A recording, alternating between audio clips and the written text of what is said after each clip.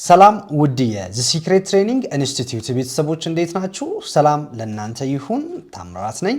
እንግዲህ ብዙ ተማሪዎች ምን ነው ጠፋችሁ በሰላም ነው ወይ ያላችሁ ስልክም እየደወላችሁ በኢንቦክስም ሲጠይቁን ለነበራችሁ ተማሪዎች እጅግ አድርጌ አመሰግናለሁ። አዎ በሰላም ነው የጠፋነው። እንግዲህ የተለያዩ ቆንጆ ስራዎችን ወደ እናንተ ይዘን ለመቅረብ ነው ትንሽ ጠፋ ያለው። ከጀርባ ብዙ ስራዎችን ስንሰራ ነበረ። ከነዛ ውስጥም አንዱ እንግዲህ ስታንዳርዱን እየጠበቀ ዘ ሲክሬትን የሚመጥን ሞባይል አፕሊኬሽን እያዘጋጀን ነበረ። በቅርቡ ላውንች ሲደረግ የምታዩት ይሆናል። እንግዲህ ከስካሁን ካዩአቻቸው ሞባይል አፕሊኬሽኖች ውስጥ ብዙ ለየት የሚያደርጉት ነገሮች አሉ። ለምሳሌ ከነዛ ውስጥ አንዷን እንኳን ለይቼ ብነግራችሁ የኢንትራንስ ኤግዛም ጥያቄዎችን ያዘጋጀንበት መንገድ፣ ጥያቄው አለ፣ እንዲሁም ደግሞ የጽሁፍ ማብራሪያ አለ። ከጽሁፍ ማብራሪያው በተጨማሪ ደግሞ የቪዲዮ ኤክስፕላኔሽን አለው። የነዚህ ቪዲዮዎች ኤክስፕላኔሽን ከ1 እስከ 3 ደቂቃ ርዝመት ያላቸው ናቸው።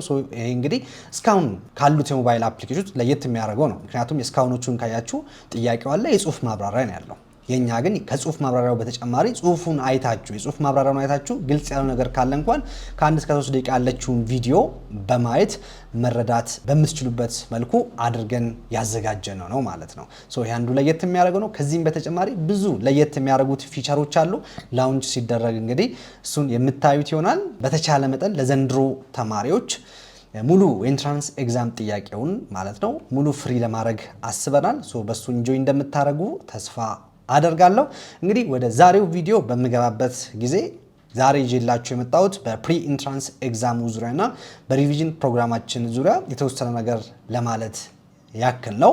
እንግዲህ የዘ ሲክሬት ፕሪ ኢንትራንስ ኤግዛም ለመስጠት ያሰብነው ከሚያዝያ 16 እስከ 18 ባለው ይሆናል ማለት ነው። ይሄ እንግዲህ የናቹራል ሳይንስ ተማሪዎች ከዘ ሲክሬት ከሚሰጣቸው ፓኬጆች ውስጥ ከሁለቱ አንዱ ላይ ያላችሁ ተማሪዎች ይህንን ፈተና መፈተን የምትችሉ ይሆናል ማለት ነው። ያ ማለት ወይ ኤግዛም ቤዝድ ላይ ወይ ደግሞ ዘ ሲክሬት ፕሪሚየም ቱቶሪያል የሚለው ላይ ካላችሁ ይህንን ፈተና መፈተን ትችላላችሁ።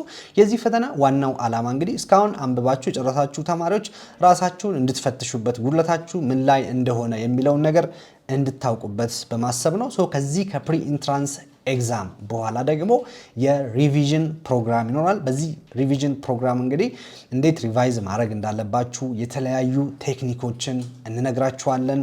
ሾርት ኖት የምትይዙበትን መንገድ እንዲሁም ደግሞ ጥናት ፕሮግራሙን የኢንትራንስ ኤግዛም ጥያቄዎቹን ለሪቪዥን የሚያግዟችሁ እነዚህ ነገሮች በሙሉ በማድረግ እንግዲህ በቀረችው ጊዜ ራሳችሁን ለኢንትራንስ ብቁ የምታደርጉበትን መንገድ የምናዘጋጅላችሁ ይሆናል። አብራችሁ የነበርኩት ታምራት ነኝ። አመሰግናለሁ።